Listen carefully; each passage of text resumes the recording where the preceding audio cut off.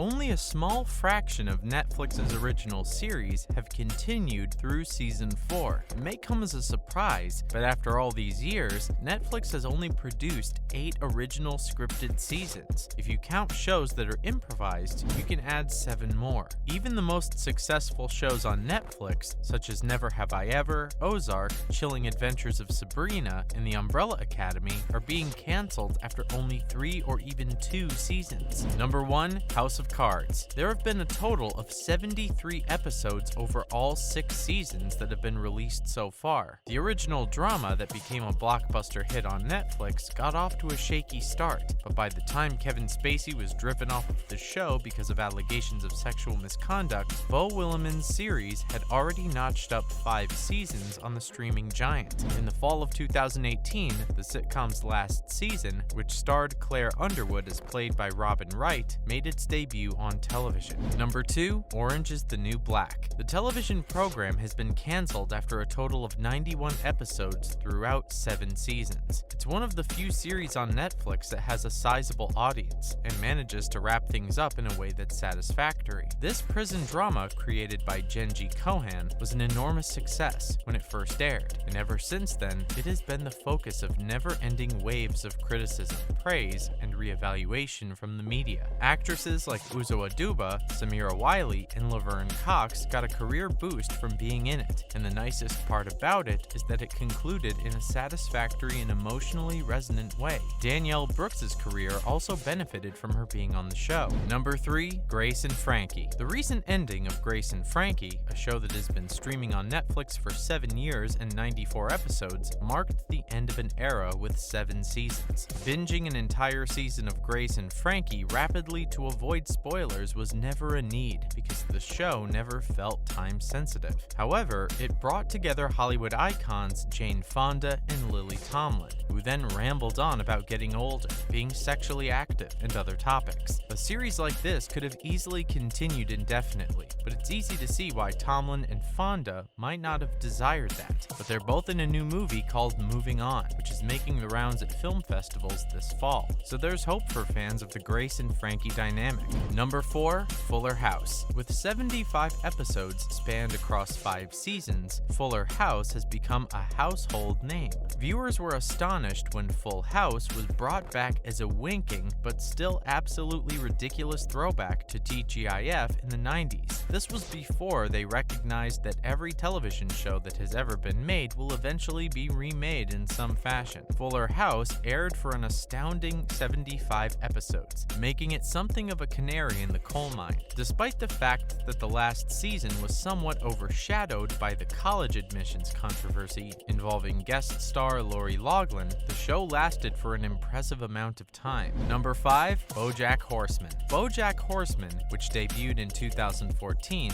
the year after House of Cards did in 2013, demonstrated that Netflix was capable of creating a cult phenomenon that could gradually become semi-mainstream over the course of 77 episodes that were split across 6 seasons. The idea of the program, which takes place in a satirical version of Hollywood in which anthropomorphized animals play out the lives of struggling actors and actresses, may take some getting accustomed to, which is understandable. Despite this, throughout the course of time, viewers have developed an appreciation for its amazing quality. In the end, the show was honored with several accolades and established itself as a consistent entry on the end-of-the-year top 10 lists compiled by critics. Number 6 is F is for Family. Netflix boosted its commitment to adult animation after the popularity of BoJack Horseman. One of the shows that resulted from this was this program, created by Bill Burr and Michael Price, consisting of 5 seasons. It has been compared to King of the Hill, but it focuses on Northeast Irish Catholics in the 1970s. The voices of Academy Award winners Laura Dern and Sam Rockwell, runner-up on American Idol Justin Long, and American Idol finalist Haley Reinhart can be heard in the film. In spite of the largely excellent feedback, the show was canceled after 5 seasons in 2021, despite the fact that it may not have had as great of a response as Big Mouth or BoJack Horseman. Number 7, Chef's Table. It welcomes viewers inside the homes and kitchens of renowned chefs from all over the world and exposes them to new flavors and methods. Chef's Table has been a mainstay of Netflix's food programming for quite some time now, and for good reason.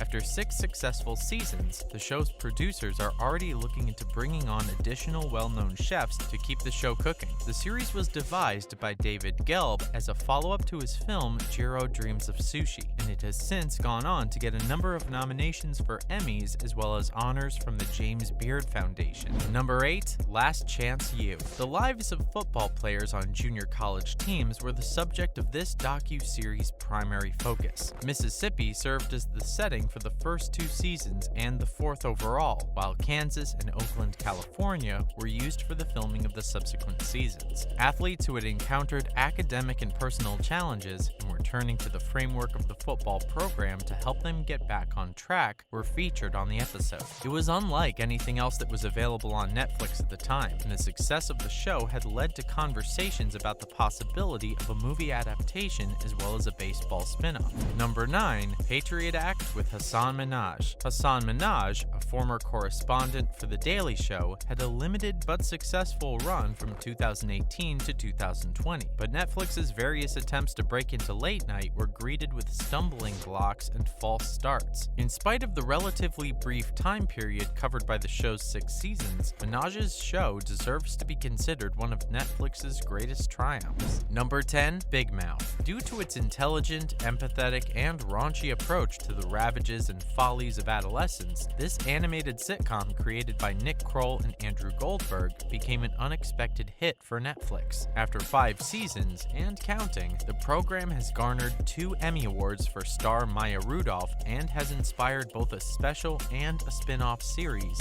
Human Resources. Definitely one of Netflix's greatest triumphs. With about 51 episodes spanning over 5 seasons, the series is still holding strong. Number 11, Elite. One of the clearest instances of Netflix's success with scripted shows outside of the English language is a Spanish-language teen thriller that premiered in 2018, spanning over 5 seasons, yet still going strong. Carlos Montero and Daro Madrona created the Spanish-language teen drama television series Elite for the streaming service Netflix. The series follows 3 low-income high school students who attend the fictitious Las Encinas on scholarship and their interactions with their more affluent peers. If you liked watching Elite, you might also be interested in other Netflix productions set in Spain and Latin America, such as Narcos and Squid Game. Number 12, Somebody Feed Phil. The executive producer of Everybody Loves Raymond, Phil Rosenthal, traverses the world in quest of the best local cuisine, stopping in cities like Bangkok, New Orleans, Marrakesh, and Helsinki along the way. With 5 seasons under its belt, the series is still going pretty strong, taking the viewers on new and exciting culinary adventures. The 2018 launch set the bar for Netflix's burgeoning library of culinary-themed programming. With 27 episodes, the show is still bringing out new episodes. Number 13, Queer Eye. The Netflix revival of the classic Bravo sitcom was met with widespread praise in 2018, and despite subsequent rounds of discussion and criticism. In addition to 6 regular seasons, the Fab Five have also delivered 2 specials and a 4-part mini-season in Japan. Production has moved to Atlanta, Kansas City, and Austin along the road.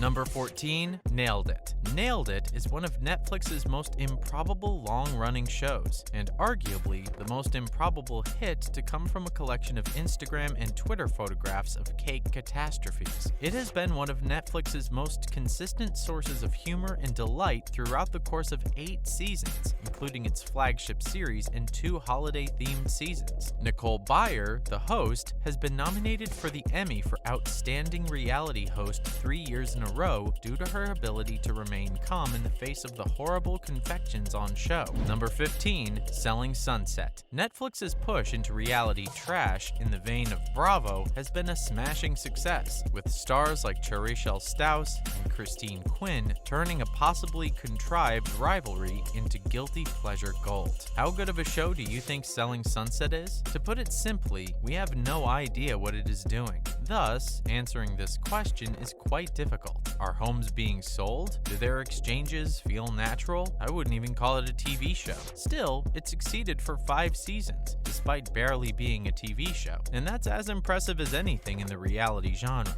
That's a wrap for this video. Do you want to know about other Netflix shows that have gone on longer than anyone expected? Let us know in the comments below. Make sure to give this video a thumbs up and subscribe to our channel for more videos like this. See you in the next one.